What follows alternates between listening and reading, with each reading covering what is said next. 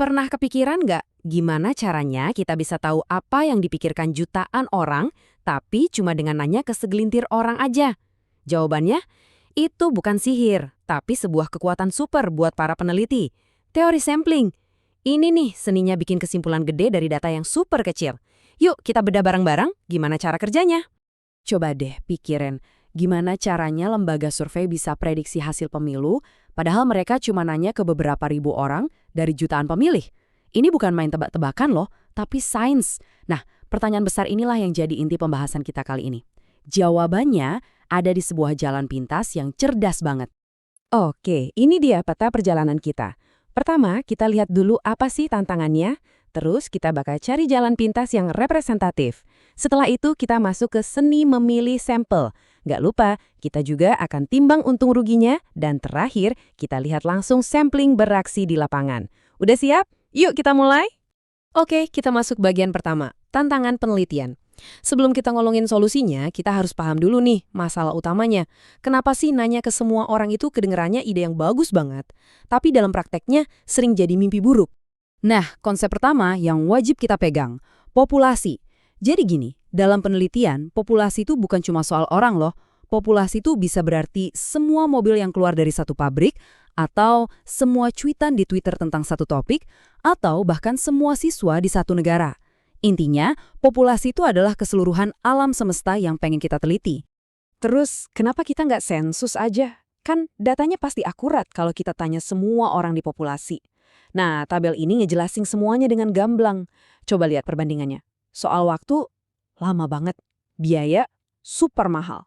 Kelayakannya, seringkali mustahil. Nah, sampling di sisi lain itu jalan pintas yang bikin penelitian jadi masuk akal buat dikerjakan. Oke, jadi kalau nanya ke semua orang itu nggak mungkin, terus jalan pintasnya apa dong? Nah, disinilah keajaibannya dimulai. Kita bakal belajar cara bikin kesimpulan besar cuma dari data yang secuil. Gimana caranya? Pakai konsep yang namanya sampel.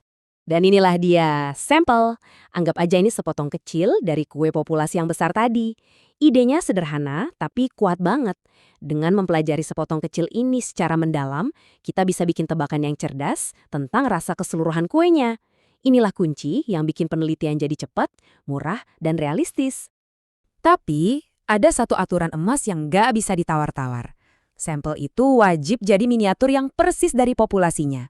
Maksudnya gini, kalau populasi Anda itu 50% pria dan 50% wanita, ya sampelnya juga harus begitu. Kalau populasinya beragam secara geografis, sampelnya juga harus mencerminkan itu. Kalau aturan ini diabaikan, wah, itu resep pasti buat dapat kesimpulan yang salah total. Oke, terus gimana dong cara milih miniatur yang pas ini? Ini bukan asal comot loh, para peneliti itu punya 4 metode andalan di kotak peralatan mereka buat mastiin sampelnya benar-benar wakilin populasi. Yuk kita bongkar satu persatu. Metode pertama, ini dia si standar emasnya dunia sampling, random sampling, atau sampling acak.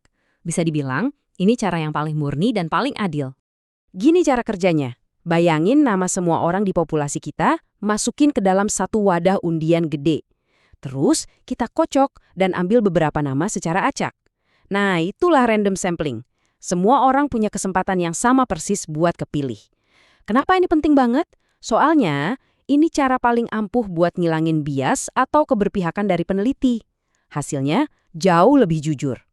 Oke, sekarang kita lihat metode kedua yang sedikit lebih teratur. Nggak sepenuhnya acak, namanya systematic sampling atau sampling sistematis. Caranya gini, kita pilih satu titik awal secara acak, terus kita pilih deh setiap orang ke-10 atau ke-20 atau interval tetap lainnya dari sebuah daftar. Emang sih ini lebih cepat dari acak murni, tapi ada jebakannya. Coba bayangin kalau daftar namanya diurutin berdasarkan ranking, terus kita ambil tiap orang ke-10. Bisa-bisa yang kepilih cuma siswa-siswa pinter doang kan? Nah, pola-pola tersembunyi kayak gini bisa merusak sampel kita. Terus gimana kalau kita pengen menjamin kelompok-kelompok tertentu itu pasti ada di sampel kita? Nah, disinilah metode ketiga yang super presisi ini masuk. Stratified sampling atau sampling bertingkat. Idenya ini cerdas banget. Kita sengaja bagi-bagi dulu populasinya jadi subkelompok atau strata yang penting. Misalnya berdasarkan kelompok umur atau lokasi. Abis itu, kita ambil sampel acak dari dalam tiap-tiap kelompok itu. Hasilnya, kita bisa jamin kalau setiap segmen penting dari populasi pasti terwakili dengan baik di sampel akhir kita. Akurat. Terakhir nih, gimana kalau populasi kita itu tersebar di wilayah yang luas banget, kayak satu negara gitu? Nah, buat kasus kayak gini, ada metode yang paling efisien dari segi logistik, cluster sampling. Gini deh, daripada kita pusing bikin daftar jutaan siswa di satu provinsi, mending kita bikin daftar semua sekolahnya aja. Nah, sekolah-sekolah ini yang kita sebut cluster. Terus kita pilih beberapa sekolah secara acak, dan ini kuncinya, kita survei semua siswa di dalam sekolah yang kepilih itu. Ini jelas hemat banget biaya perjalanan dan waktu, makanya jadi favorit buat penelitian skala besar.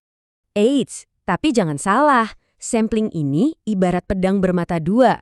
Di satu sisi, kuat banget. Di sisi lain, ada jebakan-jebakan yang harus kita waspadai. Yuk, kita timbang bareng-bareng untung ruginya. Kelebihannya sih udah jelas ya, hemat waktu, uang, tenaga, pokoknya bikin penelitian gede-gedean jadi mungkin dilakukan. Tapi kita juga harus lihat sisi minusnya. Ada yang namanya potensi kesalahan sampling, artinya selalu ada sedikit ketidakpastian. Terus, risiko bias. Kalau kita salah pilih metode, kesimpulan kita bisa melenceng jauh. Dan yang penting juga, sampel yang kekecilan itu bisa menyesatkan, bikin kita ngelihat pola yang sebenarnya nggak ada. Jadi, ini soal pertukaran antara efisiensi dan kepastian. Jadi, apa sih sebenarnya sampling error atau kesalahan sampling itu? Anggap aja ini margin of error alami. Ya wajar kan, karena kita cuma lihat sebagian kecil, hasilnya mungkin agak beda dikit dari kenyataan di seluruh populasi. Ini bukan salah penelitinya loh, ini murni statistik. Tapi ada kabar baiknya, ini bisa kita kontrol. Caranya, semakin besar sampel kita, semakin kecil errornya. Artinya kita bisa makin pede sama hasil penelitian kita. Oke, teorinya cukup. Sekarang, mari kita lihat gimana semua ini bekerja di dunia nyata. Kita pakai studi kasus sederhana di sebuah sekolah. Oke, misinya adalah kita mau tahu rata-rata jam belajar siswa di satu sekolah. Berarti, populasi atau target kita adalah, ya, semua siswa di sekolah itu. Totalnya ada 500 orang. Nah, kalau harus nanya ke 500 siswa satu persatu, wah, butuh waktu dan tenaga banget. Jadi kita ambil jalan pintas yang cerdas, kita pilih sampel yang mewakili sebanyak 50 siswa saja. Dan ini dia prosesnya, langkah demi langkah. Pertama, kita tentukan populasinya yaitu 500 siswa.